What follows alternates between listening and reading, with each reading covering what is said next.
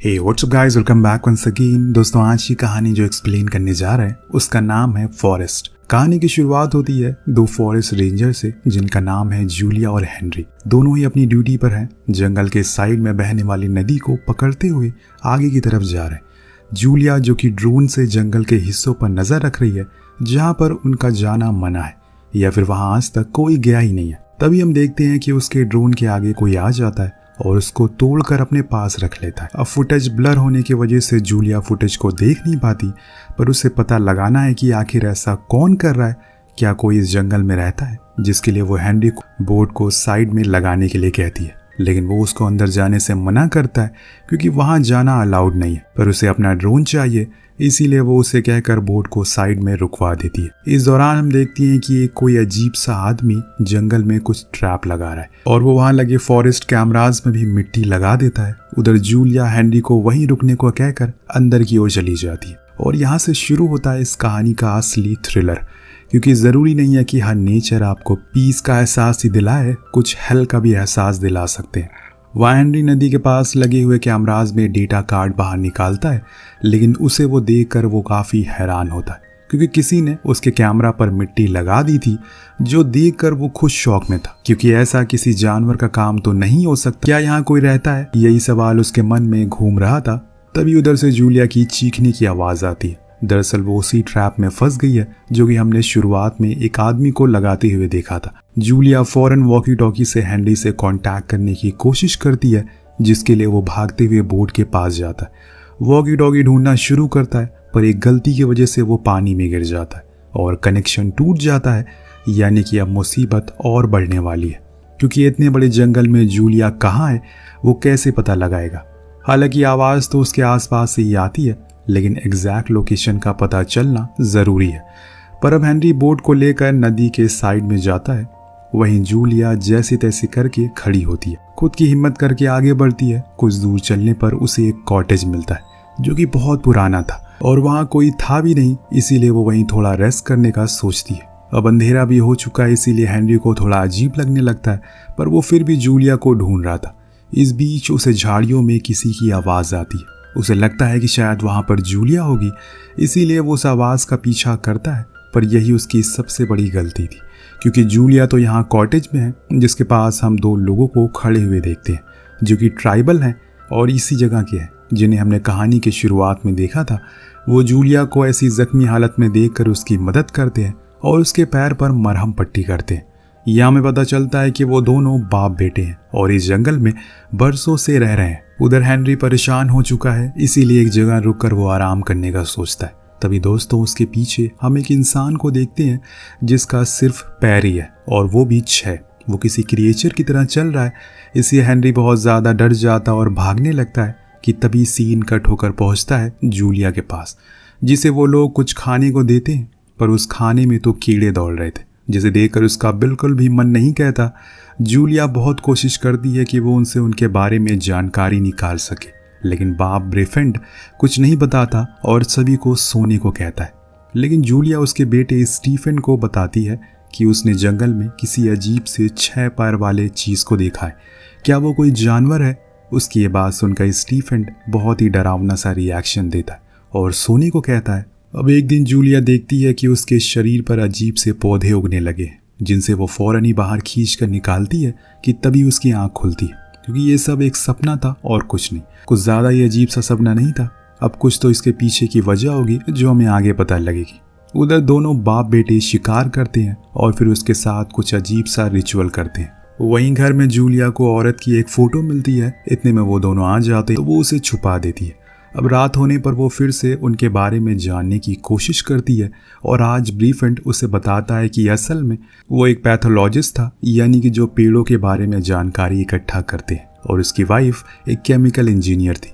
लेकिन कुछ ही दिन बाद उसकी पत्नी को बोन कैंसर हो गया। वो चाहती थी कि अपने आखिरी पलों में वो यहाँ पर आकर रहे, तो हम लोग यहीं पर आ गए और उसने फिर यहीं पर अपना दम तोड़ दिया। तो जूलिया पूछती है कि फिर आप लोग वापस क्यों नहीं गए? तो वो बताता है कि मैं जाना तो जाता था, लेकिन एक दिन मुझे यहाँ पर ईश्वर दिख गए। उसकी सारी बातें न जाने क्यों पर जूलिया को फेक लगती है, मनगढ़ंत लगती है। पर इतने में ब्रेफेंड उसे एक लॉकेट देता है और बताता है कि इसे हमेशा पहन के रखना। उधर हम दूसरी तरफ उसी पेड़ के नीचे हेनरी को देखते हैं, जिसके शरीर से पौधे निकलना शुरू हो गए और वो धीरे धीरे पेड़ बनता जा रहा है। ऐसा क्यों हो रहा है ये हमें कुछ ही देर में पता चल जाएगा, बस बने रहिए वीडियो में। अब रात होने पर सभी सोने के लिए चले जाते हैं, लेकिन कुछ ही देर बाद कुछ बहुत ही अजीब होता है। जूलिया महसूस करती है कि कोई उसके आसपास है, और जब वो आंखें खोलती है तो वहाँ असल में एक क्रिएचर होता है जो किसी पेड़ जैसा लग रहा था, लेकिन उसे दिखाई नहीं देता। पर जूलिया उसे देखकर बहुत ज़्यादा डर जाती है और इसीलिए उसे पता चल जाता है कि वो कहाँ पर है। वो उसके ऊपर हमला करता है और इस चक्कर में उनके मुंह से गिर रहा एक अजीब सा लिक्विड उसके ऊपर आ जाता है, जिससे कि वो इन्फेक्ट हो जाता है। पर ये क्रिएचर क्या है और कौन है? इतने में ब्रीफिंड आकर उस क्रिएचर को मार देता है और फिर जूलिया को बताता है कि तुम्हें आवाज़ नहीं करनी चाहिए, अब तुम इन्फेक्टेड हो गई हो। जो सब्सटेंस तुम्हारे ऊपर गिरा है और वो आने वाले दिनों में तुम्हें पहले तो एक क्रिएचर बना देगा, देन एक पेड़ जो कि इसी जंगल में समा जाएगा। ये सुनकर जूलिया की सांसें अटक जाती है। वो बहुत ही ज़्यादा डर जाती है और पूछती है क्या इसी को तुम लोग अपना ईश्वर मानते हो? तो वो उसे बताता है कि ये लोग तब से यहाँ पर हैं जब इंसान भी यहाँ नहीं आए थे इस दुनिया में, और जब इंसान आए तो उन्हें पेड़ों से अपना जीवन मिला, लेकिन फिर उन्होंने उसका एहसान कैसे पूरा किया वो तुम अच्छे से जानती हो। सभी जंगलों को काट दिया, अब कुछ ही बचे हैं, इसीलिए अब इन क्रिएचर का फैलना बहुत ही ज़रूरी है। उसकी ये बातें सुनकर जूलिया बहुत ज़्यादा डर जाती है। उसे तो पूरी रात नींद तक नहीं आती कि कुछ ही दिन में उसकी मौत हो जाएगी।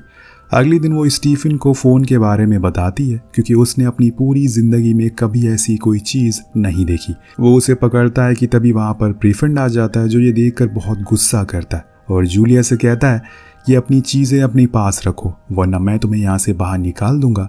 इसके बाद वो और स्टीफन दोनों ही बाहर जंगल में चले जाते हैं, पर उनके जाने के बाद जूलिया को वहाँ कॉटेज में एक किताब मिलती है जिसमें कुछ बातें लिखी हुई थी, जैसी कि जब पहला इंसान बंदर हुआ करता था तब धीरे धीरे खाने की कमी होने लगी और बंदरों की आबादी भी बढ़ने लगी, तब पेड़ों ने उनकी मदद की।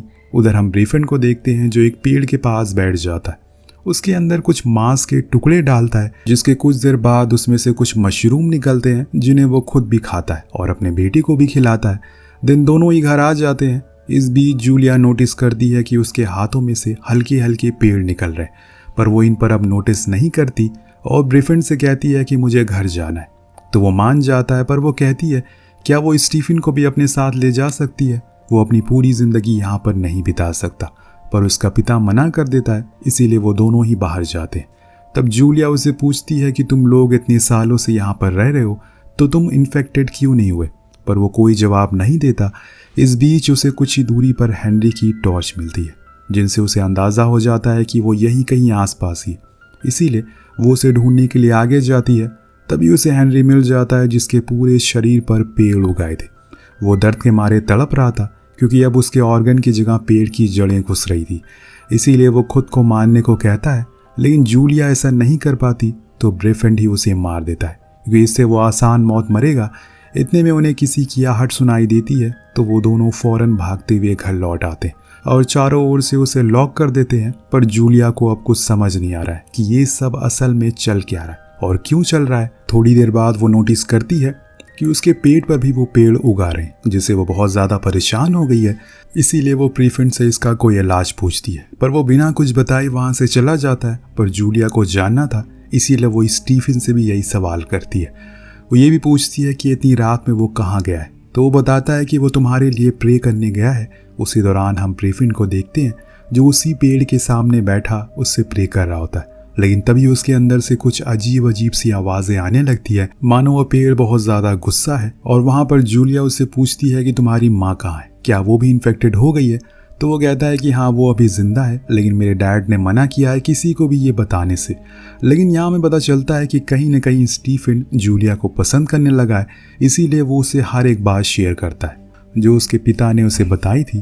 तो जूलिया कहती है कि तुम्हें मेरे साथ चलना चाहिए। तो स्टीफन का जवाब होता है कि इसका कोई फ़ायदा नहीं है, क्योंकि कुछ ही दिन में सब मरने वाले हैं, ऐसा डैड ने बताया है मुझे। इतने में वहाँ पर ब्रीफिंड आ जाता है, और जो बहुत ही घबराया हुआ था और डरा भी हुआ था। अगले दिन वो दोनों फिर से उसी पेड़ के पास जाते हैं और खुद का खून चढ़ाकर वो मशरूम खाते हैं। लेकिन स्टीफन फौरन घर आकर जूलिया से वो अपने हिस्से का मशरूम खिला देता है, जिससे धीरे धीरे सही लेकिन उसके शरीर पर उग रहे पेड़ कम होने लगते हैं। यानी कि यही वजह है कि वो दोनों कभी इन्फेक्टेड नहीं होते, क्योंकि उस मशरूम में ऐसा कुछ वैक्सीन है जो उसे ऐसा होने से रोकता है। लेकिन स्टीफन ने जो हरकत की है उसके पिता को वो पसंद नहीं आती।